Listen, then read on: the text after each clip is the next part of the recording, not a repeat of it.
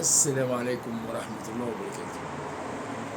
رجائي ومع احترامي ليكم، يا جماعة اشتركوا في القناة، دعموا القناة. أنا بفضل الله سبحانه وتعالى، كله بفضل الله سبحانه وتعالى وكرم من عند ربنا، مش شطارة مني، كله بفضل الله سبحانه وتعالى.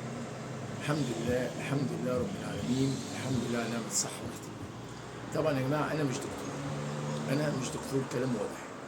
أنا بعمل تجربة شخصية بقالي 20 سنة دلوقتي، اللي هو صيام المية، وبفضل الله سبحانه وتعالى خالي من جميع الأمراض. فعايز أفيد الإنسانية البشرية، ده هدفي. أنا مش عايز حاجة من التيك توك. قناة عاملها باسم حاتم جزام، برضه لسه عاملها جديد من شهر 11 السنة اللي فاتت.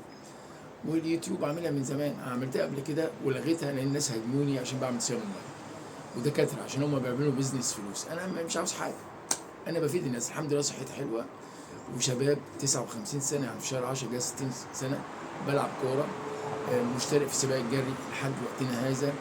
بعمل لايف على التيك توك تشوفوا بجري حافي القدمين، تجربة بعملها بمشي حافي القدمين، تمام، وبجري وبمشي يوميا 10 كيلو و15 كيلو، وبجري كل سبت وحد ولايف، والناس بتشوفني، العالم كله بيشوفني على التيك توك حافي. ودي فكرة وتجربة شخصية عشان صحتي يعني، الحمد لله. طبعا انا بقول حاجات ممكن الناس تتقبل ما تتقبلش، انا بقول وجهة نظري، ده رأيي يعني، تمام. بقول مفيش حاجة اسمها مرض، مفيش حاجة اسمها غربة ولا وحدة ولا شيخوخة ولا حتى سحر ولا اكتئاب ولا توتر ولا قلق ولا الحاجات دي كلها أوهام في العقل. فالعقل ما بيجتمعش مع السعادة معايا. فالحمد لله بفضل الله سبحانه وتعالى أنا وصلت للسلام الداخلي، وصلت للانسجام الداخلي وراحة البال. ده كله بفضل الله سبحانه وتعالى، لأن قربت لربنا أكتر، تمام، وربنا في قلبي. فعشان كده قلبي بقى مفتوح 24 ساعة للحب، وسعيد، وبنام يا جماعة 5 ساعات 6 ساعات أقصى حاجة في اليوم، ومهتم بالأكل الصحي، تمام. وطبعا أنا بسمع دكاترة بقى، والطاقة الذرية والطاقة البشرية والطاقة مش عارف إيه، و اللي البشرية الطاقة إيه، والله نسيت اسمها، التنمية الذاتية. طبعا أنا بحترم كل الناس، أنا كحاتم مش مقتنع بالحاجة دي. الواحد يكون علاقته بربنا كويسة، وربنا يكون في قلبه، هيديله طاقة. والحمد لله الواحد يهتم بنفسه ويشوف القرآن بيقول ايه، لأن القرآن هو في الشفاء وفي الطاقة وفي العلاج وفي كل حاجة، هو دستور حياتنا. ده اللي أنا وصلت له الحمد لله يعني. طبعا أنا مش بفتي في الدين، بس ده اللي حسب معلوماتي البسيطة يعني من وجهة نظري التنمية البشرية والتنمية الذاتية ده خارج، ده ايجو، شيطان. ده وجهة نظري يعني ورأيي الشخصي يعني، معلومات. انا مش دكتور يا جماعه، بقطع كلام واضح، ولا رحت امريكا ولا رحت المانيا جبت شهاده ولا دكتور، لا. انا بقول تجربه شخصيه. هنا في فرق لما يكون في تجربه شخصيه، وفي فرق لما يكون في دكتور دارس. انا مش دارس، انا مره المليون بقول تجربه شخصيه. وبعد تيك توك يعني بعد شويه هعمل لايف على التيك توك الساعه 7 توقيت المانيا، يوميا بعمل الساعه 7 مساء. اي حد عايز سؤال انا هجاوب من خلال تجربتي الشخصيه. وبقول شباب الحمد لله وطاقة وحيوية بفضل الله سبحانه وتعالى، ده بفضل الله وكرم من عند ربنا، الحمد لله. وطبعا بعمل أكل صحي، بعمل صيام المياه الحمد لله، النهارده صايم الصيام الشرعي، تمام، بفضل الله سبحانه وتعالى، وطاقة وحيوية، وجريت وعملت رياضة، والحمد لله جيت وضبط وعملت أكل. قلت هعمل دلوقتي فيديو أتكلم عن اليوتيوب، لأن بعض الناس بيقولوا أنت ما بتطلع على اليوتيوب كتير، لأن للأسف ما فيش يعني تفاعل، بامانه اكون صادق معاكم. انا عامل اكتر من 500 فيديو يعني، مفيش تفاعل ولا حد بيشجع. ف انت يعني مش محمسيني، بس انا برضه مستمر برضه، لان هي يعني دافع داخلي روحاني، تجارة مع ربنا الحمد لله يعني. الواحد لما يموت يبقى سايب حاجه وناس تدعي له، الحمد لله، وربنا يتقبل، ربنا هو العالم بالنية يعني، الحمد لله رب العالمين. فانا عايز اوصل للناس اللي سامعاني، مفيش حاجه اسمها شيخوخه ولا حاجه اسمها مرض. هو في مرض وفي شيخوخه، تمام، وفي غربه وفي وحده وفي سحر، بس لو احنا اعتقدنا وحطينا في دماغنا وامنا اللي في الحاجه دي هتيجي. فانت لما الواحد ياكل اكل صحي وتفكيره يكون كده ايمان، عنده ايمان وتفكيره كده ايجابي، ومعتقد ان مفيش مرض، وينام بدري ويقوم بدري ويشرب ميه ويفتح قلبه للحب ويسامح. مش هينفع.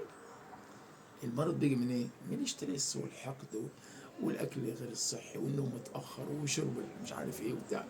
بتدمر جسمك. دي امانه ربنا خلقنا سبحانه وتعالى في احسن تكوين. وانا بقعد مع نفسي سبحان الله ربنا بقى الهمني كده بحاجات ووعي بقى عالي قوي. قدرت افهم نفسي ومراقب نفسي 24 ساعه. يعني انا مع نفسي في الاكل في النوم واكتب بدون وبتكلم معاكم كده طبيعي اللي جوايا بطلعه. يعني مش محضر ولا اوريك اولا الترابيزه هنا ولا في حاجه ولا في اي حاجه ولا اي حاجه ولا في ورق ولا اي حاجه ولا حتى النضاره بس. النضاره هي الرايه ولا في اي حاجه خالص. يعني مفيش اي حاجه خالص. الترابيزه حتى لسه جاي من الشغل من قيمه شويه عملت الاكل وقلت والله اصور على طول كده. يعني ولا في ورق حاطه قدامي ولا بتكلم من قلبي. يعني بطلع اللي جوايا لان انا ماشي بقلبي يا جماعه بقلبي. انا شغال بقلبي وروحي في حياتي كلها مع الناس كلها كده. دي طبيعي بفطرتي. حتى بتكلم عادي يعني مش بتكلم يعني حاجه لا انا قلت اقول طلع فكرتي للناس. بقول احنا نوفر مستشفيات ونوفر معدات طبيه ونوفر دكاتره ونوفر ادويه ونوفر حاجات كتير لو عملنا وقايه. الوقايه خير من العلاج. حتى هنا في المانيا يا جماعه والله هنا في المانيا بيزنس برضه. الدكاتره بيزنس. يعني حتى الدكاتره فلوس في المانيا. والله انا كان بلعب كوره ورجلي اتخبطت دكتور الماني عمل لي اشعه وقال لي بكره لازم تعمل عمليه. فلوس. انا بقول علني تمام والله فلوس. كله عاوز في معظم الدكاتره كده للاسف الشديد. وبقول لحد لو سمعني من المانيا لو ظهرك وجعك ولا ده انت امشي واعمل شويه تمارين ما تعملش عمليه. رجائي ولا حتى ركبك ما تعملش عمليه. انت حر. سمعني انت حر. انا ما عملتش والله 2015 او 2016 مش متذكر سنه كام يعني 15 او 16 وما عملتش لحد دلوقتي اهو مفيش حاجه. مع اني عامل لي اشعه والله العظيم عامل لي اشعه وقال لي بكره لازم تعمل. ما هم طبعا بياخدوا الكشف مبلغ فلو عمل عمليه بياخد مبلغ اكتر. فبقت تجاره. الطب بقى تجاره يعني. والله العظيم بقى تجاره للاسف الشديد يعني. فعشان كده انا خدت قرار احافظ على صحتي وعملت هنا في المانيا محدش عمل الموضوع ده نهائي. اللي انا قلت له ني في دا كرانك وعملوا عادي معايا تمام بلايبنج جوزونت ومضيت والحمد لله. وانا خالي من جميع الامراض مهتم بالاكل الصحي. اكل صحي يا جماعه. اكل صحي. الاكل بيطلع من الارض معايا خضروات وسلطات وفواكه. طبعا سمعت الدكاتره هنا في المانيا قال لك اللحمه الحمراء بتجيب سرطان. اللحمه الحمراء كترها معايا ممكن تاكل تقدم. طبعا حاجه ما بتزيد عن حدها تقلب ضد الواحد يعني. فالواحد بالراحه كده معايا. اللهم صل على النبي. ولا باكل السكريات. ابعدوا عن السكريات. شوف حياتكم والعيش. شوف حياتكم تبقى عامله ازاي. انا قدامكم. وكمان في حاجه افتكرت دلوقتي سبحان الله. كان يقول لك الدكاتره العرب مع احترام اليوم وعندهم كام مليون يقول لك لو عملت الصيام هتموت. صيام الميه انا بقالي 20 سنه كل سنه بعمل. اللي متابعني على قناتي على اليوتيوب بعمل الموضوع. ودلوقتي بعمل شهريا. بعمل الموضوع شهريا. كنت بعمل اول السنه واخر السنه. دلوقتي بعمل كل شهر. كنت بعمل 5 ايام. بعمل دلوقتي كل شهر 3 ايام. يعني ليوم الاثنين الجاي 3 ايام اعمل باذن الله. ويوم الاثنين بصوم صيام ميه صيام شرعي وبفطر ميه. دي تجربه مفيش حاجه. وبعدين يقول الدكاتره هتموت مفيش عضلات. ادي عضلات يا جماعه اهي تمام. 59 سنه الحمد لله ولا بشيل حديد ولا حاجه. وجسمي ما شاء الله. وزني 75 دلوقتي حاليا. وزني ثابت من 74 ل 75. طولي 182. محيط وسطي المثالي للسيدات المثالي واحده ست تبقى 100 وسطها المفروض 80 لغايه 88. الرجاله من 92 ل 102. العبد لا 79 اقل من السيدات. ونام 5 ساعات ونشاط وحيوي. فالدكاتره بقى بيطلعوا عشان بيزنس. يقول لك طبعا لو عملوا صيام ميه ربنا يكرمهم مش هيتعبهم. فالعيادات هتقفل ومفيش دواء. فكل واحد بيدور على مصلحته. وانا مش عاوز حاجه. انا ولا بقول خش على مش عارف ايه وشتم ولا. انا عاملها تجاره مع ربنا علني. لو انا مش عاوز حاجه. انا مش عاوز تداول بس. طبعا اللي يعمل صيام الميه لازم استشاره الطبيب. احنا ما نقدرش نستغنى عنه. فده الموضوع يا جماعه. صيام الميه انا بالنسبه لي كويس. وبعمل حاجه ما حدش بيعملها برضه. بعمل صيام الميه مع صيام المتقطع مع الصيام الشرعي في الشرع. يعني الحمد لله بصوم اثنين وخميس 3 أيام البيض الحمد لله بفضل الله سبحانه وتعالى، وربنا يتقبل. تمام. الصيام المتقطع ماشي عليه دلوقتي، يعني بكره مثلا انا صايم النهارده، بكره ان شاء الله الشمس بس في عين الواحد، مش عارف انت الصورة تكون واضحة ولا لأ. المهم فبعمل صيام متقطع 8 ساعات باكل، 16 ساعة ما باكلش، والحمد لله نشاط وحيوية يا جماعة. نشاط ايه ده؟ وبعمل حاجة كمان مهمة يا جماعة، أنا بستحمى طول عمري بمية باردة، يعني أول ما أقوم من النوم لازم طبعا أول يوم جديد ركزوا معايا عشان تشوفوا الروتين اللي أنا بعمله. أنا بقوم من النوم بقول الحمد لله يوم جديد، النهارده أكنه عيد ميلادي، يعني النهارده الاثنين أكنه عيد ميلادي، أكني اتولدت النهارده، احتفل بيه واعيش وتمام، واحس اللي هو اول السنه، مش هستنى يناير اول السنه، لا النهارده اول السنه. وبقول ايه؟ يتس بيجن استات سايت فور ماين بيبل، يعني بقولها بالالماني ولا بالعربي، بقول دلوقتي حاليا احلى وقت في حياتي. كل شويه اقول لنفسي كده، كل شويه اقول لنفسي الحاتم، يعني دلوقتي حاليا احلى وقت في حياتي، وابتسم. حتى لسه عامل فيديو من دلوقتي، كان في مثل مصر عندنا ناس تقول في مصر اللي بيضحك من غير سبب قله ادب. انا لا، قلت لا، اللي بيضحك من غير سبب دواء وشفاء. ده انا اللي بقول كده، وعملت فيديو.